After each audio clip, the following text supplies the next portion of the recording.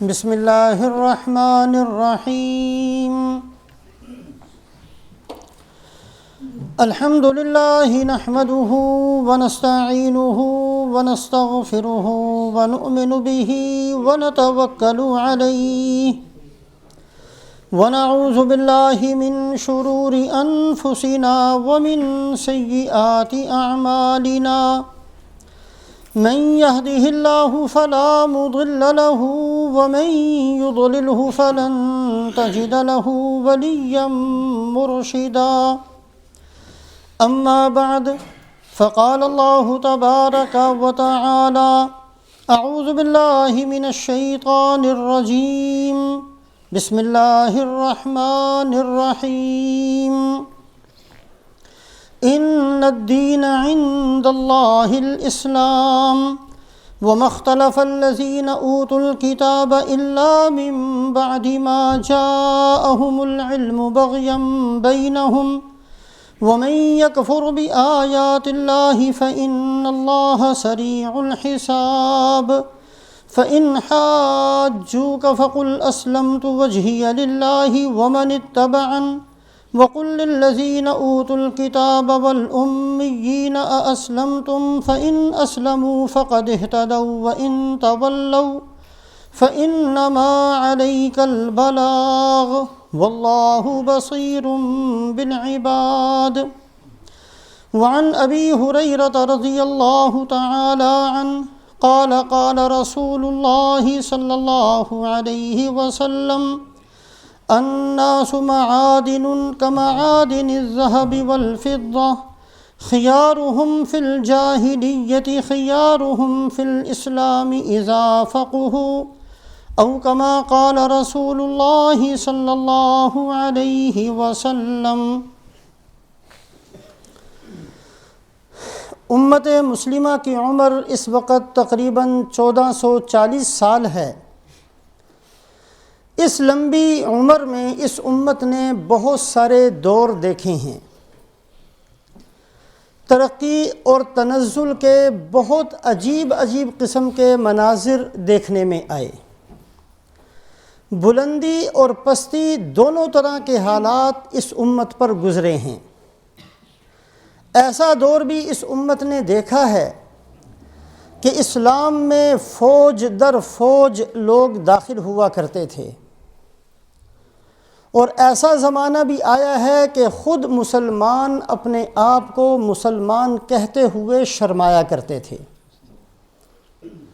ایسا دور بھی اس امت پر آیا ہے کہ مال کے ڈھیر لگے ہوئے ہیں، کوئی قبول کرنے والا نہیں، کوئی اٹھانے والا نہیں، کوئی لینے والا نہیں۔ اور ایسا وقت بھی اس امت پر آیا ہے کہ چند ٹکوں کے لیے ماں باپ تک کو قتل کر دیا گیا۔ ایسا وقت بھی اس امت پر آیا ہے کہ کسی کو گورنر بنانے کے لیے ترغیب دی جاتی تھی، تیار کیا جاتا تھا، کوئی تیار نہیں ہوتا تھا۔ اور ایسا دور بھی اس امت پر آیا ہے کہ دودھ پیتے بھائی کو اس لیے قتل کروا دیا کہ کہیں اقتدار میں میرا شریک نہ بن جائے۔ 1440 سال کا لمبا زمانہ اس امت پر ایسا گزرا ہے کہ اس میں ترقی اور تنزل کے بہت سے مناظر اس امت نے دیکھے ہیں۔ بلندی اور پستی کے بہت سے دور اس امت پر گزرے ہیں۔ ایک بہت ہی افسوسناک اور بہت ہی قابل غور، قابل فکر پہلو اس تمام زندگی میں، اس تمام تاریخ میں یہ رہا کہ یہ امت جب بھی پستی کا شکار ہوئی ہے، جب بھی اس امت پر تنزل آیا ہے، جب بھی یہ امت مغلوب ہوئی ہے، اس مغلوبیت کے زمانے میں، اس تنزل کے زمانے میں، اس پستی کے زمانے میں علم کی کمی نہیں تھی۔ عجیب قسم کی بات ہے، کبھی اللہ توفیق دے تو اس بات کو بہت اچھے طریقے سے سوچئے۔ جب بھی اس امت پر تنزل آیا، جب بھی اس امت میں پستی مسلط ہوئی، مغلوبیت ہوئی، علم کی کمی نہیں تھی۔ جاننے والے بہت تھے، تحقیق بہت تھی، علم کے نام پر محنت بہت تھی۔ سب سے پہلے سیدنا حضرت عثمان رضی اللہ تعالیٰ عنہ کے گھر کا محاصرہ مسلمان کہلوانے والوں نے کیا،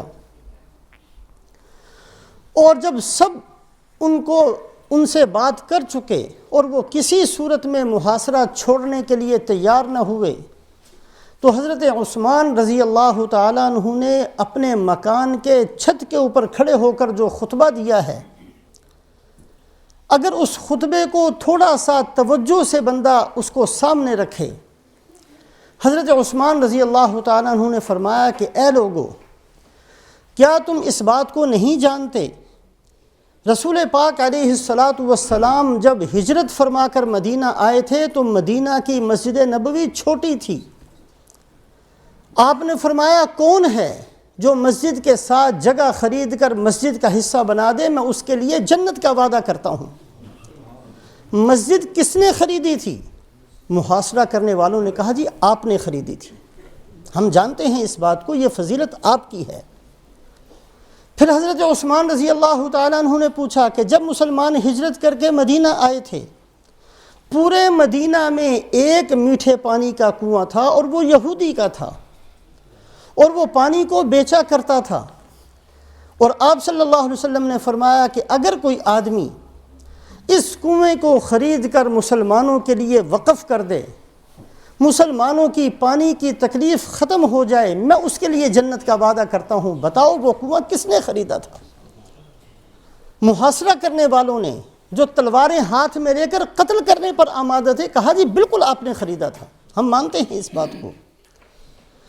پھر حضرت عثمان رضی اللہ تعالیٰ عنہ نے فرمایا کہ رسول پاک علیہ السلام نے جب غزوہ تبوک میں جاتے ہوئے چندہ مانگا تھا تو سب سے زیادہ مال لے کر میں حاضر ہوا، اور آپ صلی اللہ علیہ وسلم نے منبر پر کھڑے ہو کر فرمایا تھا ما علی عثمان ما عمل بعد ھذا، اگر عثمان آج کے بعد کوئی بھی عمل نہ کرے تو اللہ پھر بھی اس کی جنت کا فیصلہ کر چکے ہیں۔ کیا تم اس بات کو جانتے ہو؟ کہا جی بالکل جانتے ہیں۔ پھر حضرت عثمان رضی اللہ تعالیٰ عنہ نے کہا رسول پاک علیہ السلام جب حدیبیہ میں تشریف لے گئے اور مجھے مکہ بھیج دیا، اور یہ خبر مشہور ہو گئی کہ مکہ والوں نے عثمان کو قتل کر دیا ہے، اور آپ صلی اللہ علیہ وسلم نے بیعت رضوان، جس بیعت کا اللہ نے ذکر فرمایا ہے، بیعت رضوان لی، اور سب صحابہ اپنا ہاتھ رسول پاک علیہ السلام کے ہاتھ میں ڈالتے رہے۔ میں چونکہ موجود نہیں تھا، آپ نے اپنا ہاتھ سامنے رکھا، پھر اپنے بائیں ہاتھ کے بارے میں فرمایا یہ عثمان کا ہاتھ ہے اور میں خود عثمان کی طرف سے بیعت کرتا ہوں۔ اس بات کو جانتے ہو؟ کہا جی بالکل جانتے ہیں، بالکل جانتے ہیں، واقعی یہ ہوا تھا۔ پھر حضرت عثمان رضی اللہ تعالیٰ عنہ نے فرمایا ساری باتیں چھوڑ دو، ایک مسلمان کا قتل صرف 3 صورتوں میں سے کسی ایک صورت میں جائز ہوتا ہے، ورنہ جائز نہیں ہوتا۔ ایک صورت تو یہ ہے کہ وہ مسلمان کسی کا قتل کر دے اور بدلے کے اندر اس کو قتل کیا جائے، میں نے کبھی کسی کو قتل نہیں کیا۔ دوسری صورت یہ ہوتی ہے کہ وہ بے حیائی کا زنا کا کام کرے اور اس کو سنگسار کر دیا جائے۔ اللہ کے بندو، اللہ پاک نے، اللہ کے نبی نے تو میری حیا کی قسم اٹھائی ہے، میں نے تو زمانے جاہلیت کے اندر بھی کبھی کوئی بے حیائی کا کام نہیں کیا۔ تیسری صورت یہ ہوتی ہے کہ بندہ مرتد ہو جائے، میں تم سب کے سامنے کلمہ پڑھتا ہوں، آخر کون سی دلیل ہے تمہارے پاس مجھے قتل کرنے کی؟ کہا جی کوئی دلیل نہیں۔ علم کی کمی نہیں تھی، یہ قتل کرنے والے ہر فضیلت کا اعتراف کرتے ہیں اور پھر بھی ان بدبختوں نے قتل کیا ہے۔ حضرت حسین رضی اللہ تعالیٰ عنہ کا خطبہ بالکل تقریباً اس سے ملتا جلتا ہے، جو آخر کے اندر یزیدی لشکر سامنے ہے اور حضرت حسین رضی اللہ تعالیٰ عنہ نے خطبہ دیا، اے لوگو تم جانتے ہو رسول پاک علیہ السلام نے فرمایا سیدہ شباب اہل الجنت الحسن والحسین، جنت میں جتنے جوان جائیں گے ان کے سردار حسن اور حسین ہوں گے۔ جانتے ہو؟ جی بالکل جانتے ہیں، یہ فضیلت آپ ہی کے بارے میں ہے۔ میں اس فاطمہ کا بیٹا ہوں جس کے بارے میں اللہ کے نبی نے فرمایا تھا کہ فاطمہ میرے دل کا ٹکڑا ہے۔ میں اس علی کا بیٹا ہوں جس علی کے بارے میں آپ صلی اللہ علیہ وسلم نے فرمایا تھا علی اخی فی الدنیا والآخرہ، علی میرا دنیا میں بھی بھائی ہے، آخرت میں بھی میرا بھائی ہے، میں اس علی کا بیٹا ہوں۔ جی بالکل جانتے ہیں، ساری فضیلتیں آپ کی برحق ہیں، پھر بھی ان بدبختوں نے حضرت حسین رضی اللہ تعالیٰ عنہ کو شہید کیا۔ یہ بہت ہی افسوسناک قسم کا ایک پہلو ہے پوری تاریخ کے اندر کہ جب بھی امت مسلمہ کسی مصیبت کا شکار ہوئی ہے، جب بھی امت مسلمہ تنزل کے اندر گئی ہے، جب بھی یہ امت مسلمہ پستی کے اندر پہنچی ہے، جب بھی اس امت مسلمہ پر مغلوبیت مسلط ہوئی ہے، کوئی دور ایسا نہیں تھا کہ علم کی کمی ہو۔ ہر زمانے کے اندر علم کی بہتات تھی۔ ابو طاہر قرمطی 14ویں صدی کے اندر، 4تھی صدی کے اندر یمن کے اندر ایک گھر بنایا، لوگوں کو کہا اس کا طواف شروع کرو۔ لوگوں کا تیری مت ماری ہوئی ہے۔ کہا اچھا بیت اللہ کا طواف اس لیے کرتے ہو کہ وہاں مقام ابراہیم ہے اور وہاں حجر اسود ہے، میں ان دونوں پتھروں کو لا کر اس گھر کے اوپر لگا دیتا ہوں۔ گیا مکہ مکرمہ، لشکر لے کر گیا۔ مکے والوں نے مقام ابراہیم کا پتھر تو چھپا دیا، وہ تو ملا نہیں، حجر اسود کو اکھیڑ کر لے گیا۔ بیت اللہ کے دروازے پر کھڑے ہو کر خدائی کا دعویٰ کیا۔ 8 ذی الحجہ تھی، لوگ احرام باندھ کر طواف میں مشغول تھے۔ 1600 ان حاجیوں کو جو طواف کر رہے تھے طواف کرتے ہوئے قتل کیا، اور زمزم کے کنویں کو بھر دیا ان کی لاشوں سے۔ اور اس کے بعد 10 سال ایسے آئے کہ باہر سے ایک بندہ بھی حج کے لیے نہ جا سکا، صرف مکے والوں نے حج کیا ہے۔ یہ دور آیا ہے اس امت پر۔ یہ 4تھی صدی کا واقعہ۔ 4تھی صدی کے اندر حاکم بامر اللہ بادشاہ ہوا ہے۔ علامہ سیوطی رحمۃ اللہ علیہ فرماتے ہیں فرعون کے بعد اتنا بدبخت آدمی زمین پر کبھی حکمران نہیں ہوا جتنا بدبخت یہ تھا۔ تراویح پڑھنا جرم قرار دیا۔ حضرات صحابہ اکرام رضوان اللہ علیہم اجمعین کے بارے میں گالیاں شار عام پر لکھوانی شروع کی۔ جو حضرت ابو بکر، حضرت عمر رضی اللہ تعالیٰ عنہما کا نام لیتا اس کو سزا دیا کرتا، اور اعلان کرتا کہ یہ سزا ہے اس آدمی کی جو ابو بکر و عمر سے محبت رکھتا ہے۔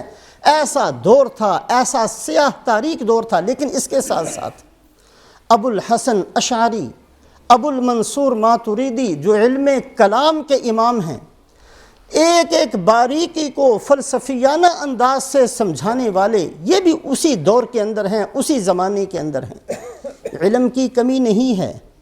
تاتاری اس امت پر مسلط ہوئے جنہوں نے اس امت کا خون بہانے کی انتہا کر دی۔ علم کی کمی نہیں تھی۔ وہی بغداد جس کے اوپر تاتاری مسلط تھے، وہی بغداد کتابوں سے بھرا ہوا تھا۔ 30,000 مدرسے بغداد کے اندر موجود تھے۔ ساری کتابیں اٹھا کر سمندر میں پھینکی ہیں۔ 6 مہینے تک سمندر کا پانی سیاہ رہا، اس کی سیاہی کی وجہ سے۔ جب بھی اس امت کے اندر تنزل آیا ہے، جب بھی اس امت پر پستی مسلط ہوئی ہے، مغلوبیت آئی ہے، کوئی دور ایسا نہیں کہ علم کی کمی ہو۔ ماضی قریب کے اندر سقوط ہندوستان مسلمانوں کے ہاتھ سے نکلا۔ اس سے کچھ پہلے رشیا کی ریاستیں ساری کی ساری مسلمانوں کے ہاتھ سے چلی گئیں۔ امام بخاری رحمۃ اللہ علیہ کا شہر بخارا چلا گیا، سمرقند چلا گیا، یہ سارا علاقہ نکل گیا۔ یہ دور بھی ایسا ہے کہ مدارس کم نہیں تھے، پڑھنے پڑھانے والے کم نہیں تھے، جاننے والوں کی کوئی کمی نہیں تھی، لائبریریاں بھری ہوئی تھیں، لوگوں کے گھر کتب خانے بنے ہوئے تھے۔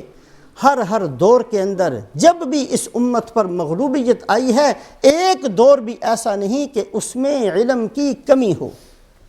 بالکل اسی طریقے سے جیسا کہ اللہ پاک نے یہود کے بارے میں قرآن کے اندر ایک جگہ نہیں، 2 جگہ نہیں، بارہا فرمایا وَلَقَدْ بَوَّأْنَا بَنِي إِسْرَائِيلَ مُبَوَّأَ صِدْقٍ وَرَزَقْنَاهُمْ مِنَ الطَّيِّبَاتِ فَمَا اخْتَلَفُوا حَتَّى جَاءَهُمُ الْعِلْمُ۔ ہم نے بنی اسرائیل کو بہت اونچا مقام دیا۔ اللہ فرماتے ہیں ہم نے بنی اسرائیل کو بڑا رزق دیا، جب ان کے پاس کتاب آ گئی، تورات آ گئی، تو تورات ملنے کے بعد انہوں نے لڑائی جھگڑے شروع کیے ہیں، پہلے نہیں تھے۔ علم کے بعد آپس میں ایک دوسرے کا گلا کاٹا ہے۔ علم ملنے کے بعد پھر سارے تنزل کی صورتیں بنی اسرائیل پر بنی ہیں۔ ان الدین عند اللہ الاسلام وما اختلف الذین اوتوا الکتاب الا من بعد ما جاءہم العلم بغیا بینہم۔ علم ملنے کے بعد پھر سارا تنزل آیا، ایک نہیں کئی آیات شریفہ کے اندر اللہ رب العزت نے یہود کی اس مذمت کو بیان کیا کہ وہ علم جس کی وجہ سے جڑ جانا چاہیے تھا، وہ علم جس کی وجہ سے زندگی بدل جانی چاہیے تھی، وہ علم جس کی وجہ سے اللہ کی مدد آ جانی چاہیے تھی، اسی علم کے ہوتے ہوئے انہوں نے ایک دوسرے کی گردن کاٹی ہے، اسی علم کے ہوتے ہوئے بے دینی کو اختیار کیا ہے، اسی علم کو ہوتے ہوئے موسیٰ علیہ السلام کی نافرمانی کی ہے، اسی علم کو ہوتے ہوئے سرکار دو عالم حضرت محمد صلی اللہ علیہ وسلم کا انکار کیا ہے اور ان کی عداوت کے اوپر کمر باندھی ہے، علم کے ہوتے ہوئے سب کچھ کیا۔ بالکل اسی طریقے سے اگر اس امت مسلمہ کا 1440 سالہ طویل دور دیکھا جائے، جہاں کہیں پستی نظر آئے گی، جہاں کہیں تنزل نظر آئے گا، جہاں کہیں اس امت کی مغلوبیت نظر آئے گی، اس کے ساتھ ہی یہ بات بھی ملے گی کہ علم کی کوئی کمی نہیں۔ میرے محترم بزرگوں اور دوستو، اپنے گریبانوں میں منہ ڈال کر ہم نے اس بات کو سوچنا ہے کہ آخر وہ کون سا علم ہے جس علم پر اللہ مدد اتارا کرتے ہیں؟ آخر وہ کون سا علم ہے جس علم پر دل آپس میں جڑا کرتے ہیں؟ وہ کون سا علم ہے جس علم پر اللہ راضی ہوا کرتے ہیں؟ وہ کون سا علم ہے جس علم پر اللہ مدد کے لیے فرشتوں کو اتار دیا کرتے ہیں؟ وہ کون سا علم ہے جس علم کے بعد سمندر راستے دے دیا کرتے ہیں؟ وہ کون سا علم ہے جس علم کے بعد درندے انسانوں کی بات کو مانتے ہیں؟ وہ کون سا علم ہے جس علم کے بعد اللہ کی طرف سے مدد آتی ہے؟ یہ وہ ہمارے والا علم نہیں۔ اگر ہمارے والا علم ہوتا تو آج مدد اتر جاتی۔ آج جو ہم مصیبتوں کا شکار ہیں، آج جو ہم ہر طرح کی مغلوبیت کے اندر پھنسے ہوئے ہیں علم کے ہوتے ہوئے، جس سے بات کرو کہتے ہیں مجھے پتہ ہے، ہر آدمی جانتا ہے اور یقیناً جانتا ہے۔ ہر آدمی کے پاس بخاری شریف موجود ہے، ہر آدمی کے پاس مسلم شریف موجود ہے، ہر آدمی کے گھر کے اندر ایک کمرہ ہے جو لائبریری بنا ہوا ہے، ہر آدمی کے پاس علم موجود ہے۔ آخر وہ کون سا علم ہے جس علم پر اللہ مدد اتارتے ہیں؟ وہ کون سا علم ہے جس علم پر فرشتے اترتے ہیں؟ یہ آج ہم نے سوچنا ہے، اور اگر ہمارا علم وہ نہیں ہے تو ہم نے اللہ سے اس علم کی دعا مانگنی ہے جس علم پر اللہ مدد اتارتے ہیں۔ اگر ہمارے علم پر اللہ کی طرف سے مدد نہیں بلکہ ہمارا آپس کا اختلاف ہے تو ہم نے اللہ سے وہ علم مانگنا ہے جو دلوں کو جوڑتا ہے۔ ہم نے وہ علم مانگنا ہے کہ بیٹا اپنے باپ کا فرما بردار بنتا ہے، بیٹی اپنی ماں کی فرما بردار بنتی ہے، آپس میں اتفاق ہوتا ہے۔ ہم نے اللہ سے اس علم کی دعا مانگنی ہے۔ حضرات صحابہ اکرام رضی اللہ تعالی عنہم اجمعین کے علم کو اگر دیکھا جائے تو اس علم کے ساتھ 4 خوبیاں نظر آتی ہیں۔ اگر آج بھی ہم اپنے علم کے ساتھ ان 4 خوبیوں کو ساتھ لگا لیں، اپنے علم کو ان 4 خوبیوں سے مزین کر لیں، تو اللہ آج بھی دکھا دیں گے کہ اس علم پر اللہ کی مدد آتی ہے۔ سب سے پہلی بات، علم ایسا ہو جس علم کے ساتھ دین کی سمجھ بھی ہو۔ صرف علم کافی نہیں، شیطان کے پاس بڑا علم تھا، بہت کچھ جانتا تھا، آج بھی جانتا ہے۔ شاید کوئی آدمی علم کے اندر شیطان کا مقابلہ نہ کر سکے، اس لیے کہ ہمارا علم ہماری اپنی زندگی کے ساتھ محدود ہے۔ جتنی چھوٹی سی زندگی ہے اس کی چیزیں ہمارے سامنے ہیں۔ شیطان کی عمر بڑی لمبی ہے، وہ سارے زمانوں کو جانتا ہے۔ وہ علم جس علم کے ساتھ دین کی سمجھ بھی ہو، اگر سمجھ نہیں ہے تو یہ علم نافع نہیں ہے۔ یہ وہ علم بنے گا جس علم کے بارے میں اللہ کے نبی نے فرمایا وَأَعُوذُ بِكَ مِنْ عِلْمٍ لَا يَنْفَعُ، اے اللہ ایسے علم سے تیری پناہ مانگتا ہوں جو علم نافع نہ ہو۔ رسول پاک علیہ السلام کے ایک آزاد کردہ غلام ہیں ابو رافع رضی اللہ تعالیٰ عنہ۔ ایک دفعہ آپ صلی اللہ علیہ وسلم نے قریب بلایا اور بلا کر کہا کیف بک یا ابا رافع اذا افتقرت، اے ابو رافع تیرا اس وقت کیا حال ہوگا جب تو کنگال اور فقیر ہو جائے گا۔ اللہ کے نبی کی پیشین گوئی تھی کہ تیرے اوپر ایک وقت ایسا آئے گا کہ تو کنگال اور فقیر ہو جائے گا۔ کیف بک یا ابا رافع اذا افتقرت، اللہ کے نبی صلی اللہ علیہ وسلم نے یہ فرمایا۔ اب حضرت ابو رافع کو یقین ہو گیا کہ میرے اوپر ایسا وقت ضرور آنا ہے، فقر و فاقہ میرے اوپر مسلط ہوگا۔ اس وقت 40,000 دینار یا درہم کے مالک تھے۔ آپ صلی اللہ علیہ وسلم کی خدمت میں عرض کی، یا رسول اللہ صلی اللہ علیہ وسلم، آپ نے فرمایا ہے فقیر تو میں نے اب ہونا ہے، فقیر ہو جاؤں گا تو مجھے موقع نہیں ملے گا صدقہ خیرات کرنے کا۔ آج میرے پاس 40,000 ہیں، میں سارے کا سارا صدقہ کرتا ہوں۔ یہ ہے دین کی سمجھ۔ ہمارے جیسا ہوتا، اللہ کے نبی نے فرمایا ہے فقیر ہونا ہے، لہٰذا سیونگ اکاؤنٹ میں اس کو رکھ لو، جب فقر ہو جائے گا تو یہ پیسے کام آ جائیں گے۔ کسی کاروبار میں لگا دو تاکہ نفع ملتا رہے گا، کسی گلے میں جمع کر کے رکھ لو تاکہ اس وقت کام آئیں گے۔ فقیر تو ہونا ہے، اللہ کے نبی نے فرما دیا فقیر ہونا ہے، اس وقت کام آئیں گے۔ لیکن یہ ہے دین کی سمجھ۔ حضرت ابو رافع نے فرمایا، یا رسول اللہ صلی اللہ علیہ وسلم، آپ نے فرمایا ہے فقر میرے اوپر ضرور آئے گا، جب فقر آئے گا تو صدقہ خیرات کرنے کا اجر و ثواب میں نہیں کما سکوں گا، آج موجودہ سارا صدقہ کرتا ہوں۔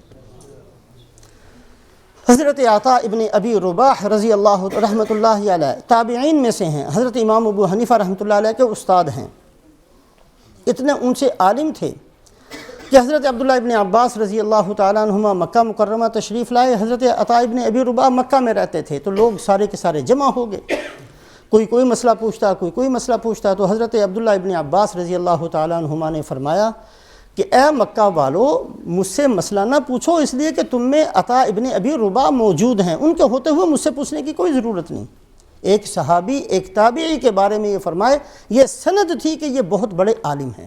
عطا ابن ابی رباح یہ فرماتے ہیں کہ میں حضرت عبداللہ ابن عباس رضی اللہ تعالیٰ عنہما سے ملا تو مجھے فرمانے لگے کہ آج میں تجھے ایک جنتی عورت دکھاتا ہوں۔ جنتی عورت مجھے لے کر جھونپڑی میں گئے جو باہر تھی شہر سے، وہاں دیکھا ایک بوڑھی سی عورت بالکل کالے سیاہ رنگ کی موجود ہے۔ فرمایا یہ جنتی عورت ہے۔ میں نے کہا جی آپ کس دلیل سے کہتے ہیں یہ جنتی عورت ہے؟ کہا یہ عورت رسول پاک علیہ الصلاۃ والسلام کی خدمت میں حاضر ہوئی اور آ کر سوال کیا، یا رسول اللہ صلی اللہ علیہ وسلم، میرے اوپر مرگی کا دورہ پڑتا ہے، آپ دعا فرما دیجئے اللہ یہ بیماری مجھ سے ختم کر لے۔ آپ نے فرمایا ان شئتی صبرتی ولک الجنہ وان شئتی دعوت اللہ ان یعافیک، اگر تو چاہے تو تیرے لیے میں دعا کر دیتا ہوں، اللہ تجھے صحت دے دیں گے، اور اگر تو چاہے تو صبر کر لے اور میں تجھ سے جنت کا وعدہ کرتا ہوں۔ اب ہمارے جیسا کوئی ہوتا تو یہ کہہ دیتا جی جنت بھی آپ دلوا دیں، دعا بھی کر دیں، آپ کو کون سی کمی ہے؟ لیکن یہ عورت پہچانتی ہے کہ اگر اللہ کے نبی نے دعا کرنی ہوتی تو فوراً کر دیتے۔ اللہ کے نبی کی چاہت یہ ہے کہ میں صبر کر کے دکھاؤں، اللہ کے نبی کی چاہت کو پہچانا۔ فرمایا یا رسول اللہ صلی اللہ علیہ وسلم میں صبر کروں گی، آپ نے فرمایا میں جنت کا وعدہ کرتا ہوں۔ تو یہ ہے علم کے ساتھ علم کی سمجھ، دین کی سمجھ۔ آپ نے فرمایا من یرید اللہ بہ خیرا یفقہہ فی الدین، اللہ جس کے ساتھ بھلائی کا ارادہ کرتے ہیں اس کو دین کی سمجھ دیتے ہیں، یہ نہیں فرمایا اس کو دین کا علم دیتے ہیں۔ دین کا علم ہوتے ہوئے گمراہ ہو سکتا ہے، دین کا علم ہوتے ہوئے بے دین بن سکتا ہے، دین کا علم ہوتے ہوئے شیطان کے راستے پر انسان چل سکتا ہے، دین کا علم ہوتے ہوئے جہنم کا ایندھن بن سکتا ہے، لیکن اگر دین کی سمجھ ہوگی اللہ اس کی حفاظت کریں گے۔ وفد عبد القیس ایک وفد مدینہ منورہ کے اندر آیا، رسول پاک علیہ الصلاۃ والسلام نے حضرات صحابہ اکرام رضوان اللہ علیہم اجمعین سے فرمایا کون ان کی مہمان نوازی کرتا ہے؟ صحابہ ان کو اپنے گھروں میں لے گئے، ان کو کھلایا بھی پلایا بھی اور ان کو دین بھی سکھایا۔ ایک ہفتے کے بعد آپ نے بلایا اور دین کی کچھ باتیں پوچھیں، فرمایا ابھی اور ان کی مہمان نوازی کرو۔ صحابہ پھر لے کر گئے، پھر ایک ہفتے تک کھلایا بھی پلایا بھی اور دین بھی سکھایا۔ آپ صلی اللہ علیہ وسلم نے بلایا اور ان سے دین کے بارے میں کچھ پوچھا اور فرمایا الحمدللہ اصبحوا فقہا، اللہ کی تمام تعریفیں اللہ کے لیے ہیں کہ یہ فقیہ بن چکے، دین کی سمجھ والے بن چکے۔ 2 ہفتے کے اندر ان کی حالت یہ ہو گئی ہے کہ یہ اب پہچان لیں گے کہ اللہ کے نبی، اللہ پاک اور اللہ کے نبی کس کس بات سے خوش ہونے والے ہیں۔ حضرت نعمان ابن مقرن رضی اللہ تعالیٰ عنہ کو حضرت عمر رضی اللہ تعالیٰ عنہ نے ایک لشکر میں روانہ فرمایا۔ صفیں بند گئیں، دشمن سامنے ہے، مسلمانوں کی صفیں اس طرف ہیں۔ انہوں نے اب تمام مسلمانوں کو اکٹھا کر کے کہا، امیر تھے کہ جب میں اللہ اکبر کہوں تو سارے کے سارے وضو کر لینا، پھر میں اللہ اکبر کہوں گا تو سارے کے سارے اپنے جوتوں کے تسمے باندھ لینا اور تیار ہو کر صفوں میں کھڑے ہو جانا، اور تیسری دفعہ میں اللہ اکبر کہوں گا تو پھر حملہ کرنا۔ اب دشمن نے تیر برسانے شروع کر دیے۔ اب یہ انتظار میں ہے کہ کب امیر صاحب اللہ اکبر کہیں۔ 1 تیر آیا، 2 آئے، 10 آئے، 20 آئے، تیروں کی بارش شروع ہو گئی اور یہ چپ کر کے کھڑے ہیں۔ امیر صاحب اجازت دیجئے ہم بھی کچھ تیاری کریں، خاموش کھڑے ہیں، اللہ اکبر نہیں کہہ رہے۔ جب 2-3 دفعہ انہوں نے کہا، ان کا بھتیجے میں اس وقت کو پہچانتا ہوں جب فرشتے اترا کرتے ہیں، جب اللہ کی مدد اتر جایا کرتی ہے، میں اس کا انتظار کر رہا ہوں، میں اس وقت کو پہچانتا ہوں۔ ہم نے رسول پاک علیہ الصلاۃ والسلام کے ساتھ جہاد میں شرکت کی ہے، ان وقتوں کو ہم پہچانتے ہیں۔ تو یہ ہے دین کی سمجھ، وہ علم انسان کے لیے، مسلمان کے لیے اللہ کی مدد کو اتروائے گا اور آپس میں مسلمانوں کو ایک جسم، ایک جان کی طرح بنائے گا، جو علم ایسا ہو کہ اس کے ساتھ دین کی سمجھ ہو، ایک خوبی۔ دوسری خوبی یہ ہے کہ اس علم کے ساتھ اللہ کا ڈر ہو، اس علم کے ساتھ عمل ہو، صرف علم نہ ہو بلکہ اس کے ساتھ عمل ہو۔ رسول پاک علیہ الصلاۃ والسلام نے آسمان کی طرف نگاہ اٹھا کر فرمایا کہ ھذا اوان ذھاب العلم، اللہ نے مجھے وہ وقت دکھایا ہے کہ علم اٹھ جائے گا۔ صحابی نے فرمایا، یا رسول اللہ علم کیسے اٹھ جائے گا؟ ہم علم سیکھتے ہیں، اپنے بچوں کو سکھائیں گے، وہ اپنے بچوں کو سکھائیں گے، وہ اپنے بچوں کو سکھائیں گے۔ فرمایا یہودی بھی تو ایسے ہی کرتے ہیں، سارے تورات پڑھتے ہیں، کیا کرنا ہے ایسے علم کو؟ ایسے علم کو کیا کرنا ہے؟ تورات میں لکھا ہوا اللہ کے نبی کی مان لو، یہ مانتے ہی نہیں ہیں، نبیوں کو قتل کرتے ہیں، ایسے علم کو کیا کرنا ہے؟ یہ علم کا اٹھنا ہی ہے۔ ایسا علم ضروری ہے جس علم کے ساتھ دین کی سمجھ ہو، ایسا علم ضروری ہے جس علم کے ساتھ عمل ہو، اور تیسری خوبی یہ ہے کہ ایسا علم جس علم کے ساتھ خوف خدا ہو۔ ہر وقت یہ ڈر رہے، پتہ نہیں میری نماز قبول ہوئی ہے کہ نہیں ہوئی، میرا صدقہ قبول ہوا کہ نہیں ہوا، پتہ نہیں میرا حشر کس حالت میں ہوگا، میرا خاتمہ ایمان پر ہوتا ہے کہ نہیں ہوتا، اللہ کے سامنے کھڑے ہو کر میری کیا حالت ہونی ہے۔ یہ وہ ڈر اور یہ وہ خوف اگر نہیں ہے تو علم نہیں، یہ علم شیطان والا علم ہے، جس علم کے ساتھ خوف خدا میں اضافہ نہیں ہو رہا۔ انما یخشی اللہ من عبادہ العلماء، علماء تو وہی ہیں جو اللہ سے ڈرنے والے ہیں، ورنہ علماء ہی نہیں ہیں۔ کیا کرنا ہے ایسے علم کو جس میں اللہ کا ڈر ہی نہ ہو؟ رسول پاک علیہ الصلاۃ والسلام نے غزوہ احد کے اندر ارشاد فرمایا، جب غزوہ احد کا سارا معاملہ ختم ہو گیا، آپ نے فرمایا کون ہے جو سعد ابن ربیع کی خبر لے کر آئے؟ سعد ابن ربیع یہ ایک انصاری صحابی ہے، مدینہ کے صحابی۔ کون ہے جو سعد ابن ربیع کی خبر لے کر آئے؟ صحابی اٹھے، بھاگتے ہوئے گئے، فرماتے ہیں پہلے میں نے سارے زندوں میں تلاش کیا، مجھے سعد ابن ربیع نہیں ملے، پھر میں گیا شہداء کے اندر تلاش کیا، وہاں بھی نہیں ملے، جب نہیں ملے تو میں نے بلند آواز سے جہاں زخمی اور شہید پڑے ہوئے تھے بلند آواز سے کہا کہ او سعد ابن ربیع، میں اللہ کے نبی کا قاصد ہوں، مجھے انہوں نے آپ کی خیر خبر پوچھنے کے لیے بھیجا ہے۔ تو ایک ہلکی سی آواز آئی، جب میں قریب پہنچا تو دیکھا کہ بالکل نزع کا وقت ہے، جان نکلنے والی ہے اور بالکل آخری وقت ہے، بالکل زخموں سے سارا جسم چھلنی ہوا ہے۔ آپ صلی اللہ علیہ وسلم کا نام سنتے ہی اسی حالت میں بڑھنا شروع کیا اور فرمایا کہ میرا سلام کہنا رسول پاک علیہ الصلاۃ والسلام کو، اور میری قوم انصار سے یہ کہہ دینا کہ اگر تمہارے ہوتے ہوئے آپ صلی اللہ علیہ وسلم کے اوپر ذرا بھی آنچ آئی تو قیامت والے دن کیا جواب دو گے؟ اور یہ کہہ کر ان کی جان نکل گئی۔ ان کی بیٹی تھی حضرت صدیق اکبر رضی اللہ تعالیٰ عنہ کے زمانے کے اندر ان کی بیٹی آئیں تو صدیق اکبر رضی اللہ تعالیٰ عنہ کھڑے ہو گئے، چادر بچھائی اور کہا بیٹا اس پر بیٹھو۔ حضرت عمر رضی اللہ تعالیٰ عنہ فرمانے لگے یہ کون عورت ہے اے امیر المؤمنین جس کے لیے آپ نے اتنا اہتمام کیا ہے، کھڑے ہوئے ہیں، اپنی چادر بچھائی ہے، اس کو بیٹھنے کے لیے کہا۔ تو حضرت ابو بکر رضی اللہ عنہ فرمانے لگے کہ اے عمر یہ اس آدمی کی بیٹی ہے جو جنت میں پہنچ گیا، تیرا اور میرا کیا پتہ ہے کہ ہمارا حال کیا ہونا ہے۔ کون کہہ رہے ہیں؟ کون کہتے ہیں یہ بات؟ یہ وہ بندہ یہ بات کہہ رہا ہے جس کے جنتی ہونے کی اللہ کے نبی نے ایک دفعہ نہیں 20 دفعہ شہادت دی ہے کہ ابو بکر فی الجنہ، ابو بکر فی الجنہ، ابو بکر فی الجنہ۔ 10 مبشرہ میں سے سب سے اونچے درجے کے صحابی صدیق اکبر ہیں، یہ کہتے ہیں اے عمر تیرا میرا کیا پتہ ہے کیا ہونا۔ یہ اس آدمی کی بیٹی ہے جو جنت میں پہنچ گیا ہے، اس کے لیے ہم اپنی چادر بچھائیں گے۔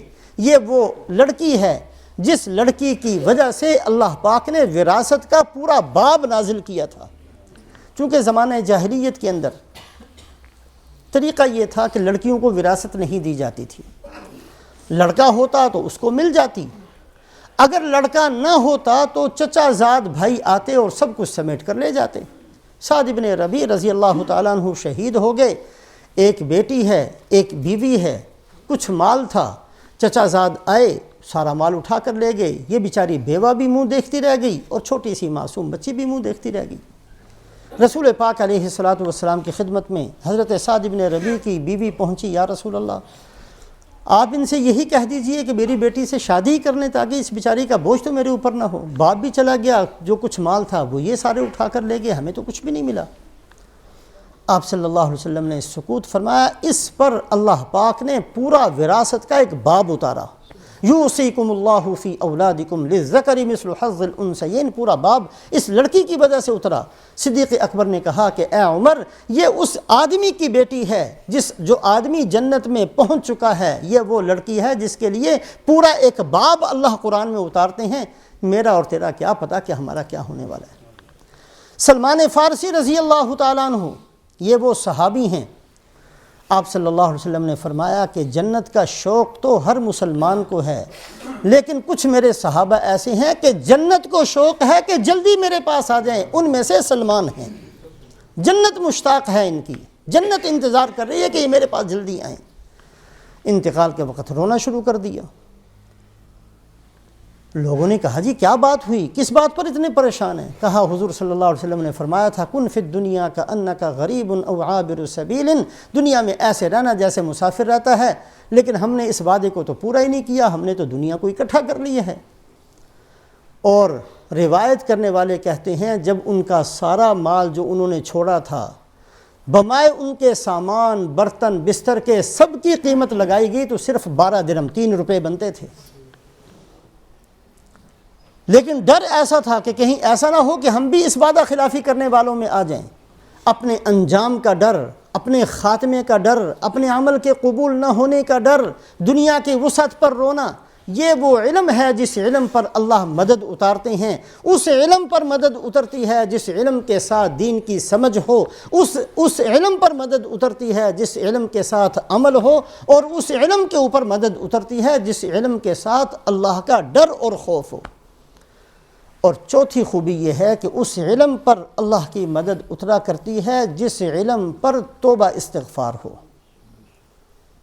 اگر آدمی جانتا ہے اور توبہ نہیں کرتا، اس لیے کہ ہمارا جاننا بھی کوئی جاننا نہیں ہے، ہمارا عمل بھی اس قابل نہیں ہے کہ اللہ تیرا دربار بڑا اونچا ہے، ہماری نماز اس قابل نہیں ہے کہ آپ کے ہاں پیش کر سکیں، لیکن اب آپ کا حکم ہے ٹوٹی پھوٹی ہم نے پڑھنی ہے، لیکن ہے نہیں اس قابل کہ آپ کے دربار میں جا سکے۔ اے اللہ جو کچھ بھی ہمارے پاس ہے اس میں ہماری اپنی گندگیاں شامل ہیں، توبہ استغفار۔ کانوا قلیلا من اللیل ما یہجعون وبالاسحار ہم یستغفرون، اللہ صحابہ کی صفت کو بیان فرماتے ہیں ایسے لوگ ہیں راتوں کو کم سوتے ہیں اور جب صبح کا وقت ہوتا ہے تو روتے استغفار کرتے ہیں۔ تو اس علم کے اوپر اللہ کی مدد آئے گی جس علم کے ساتھ یہ 4 باتیں ہوں گی، ورنہ 1440 سال کی امت مسلمہ کی تاریخ اٹھا کر دیکھیں، جب بھی یہ امت مسلمہ کسی مصیبت کا شکار ہوئی ہے، کسی تنزل کی طرف گئی ہے، کسی مغلوبیت کا شکار ہوئی ہے، کسی پستی کے گڑھے میں پہنچی ہے، علم کی کمی نہیں تھی، کسی دور میں بھی علم کی کمی نہیں تھی۔ حضرت عثمان رضی اللہ تعالیٰ عنہ کے قتل کرنے والے ساری باتوں کو جانتے تھے، حضرت حسین رضی اللہ تعالیٰ عنہ کے قاتل سب کچھ جانتے تھے، ابو طاہر قرمطی خبیث سب کچھ جانتا تھا، تاتاریوں کے زمانے میں علم کی کوئی کمی نہیں تھی، سقوط ہند کے وقت علم کی کمی نہیں تھی، سارے کا سارا رشیا مسلمانوں کے ہاتھ سے چلا گیا، مدرسے کم نہیں تھے، یہ ہر دور کے اندر علم کی فراوانی تھی، بہتات تھی، لیکن اللہ کی مدد اس علم کے ساتھ آئے گی جس علم کے ساتھ دین کی سمجھ ہوگی، اس علم کے ساتھ آئے گی جس علم کے ساتھ عمل ہوگا، اس علم کے ساتھ آئے گی جس علم کے ساتھ خوف خدا ہوگا، اس علم کے ساتھ آئے گی جس علم کے ساتھ توبہ استغفار ہوگی، ورنہ اللہ کی مدد نہیں آتی۔ اللہ پاک ہم سب کو عمل کی توفیق نصیب فرمائے۔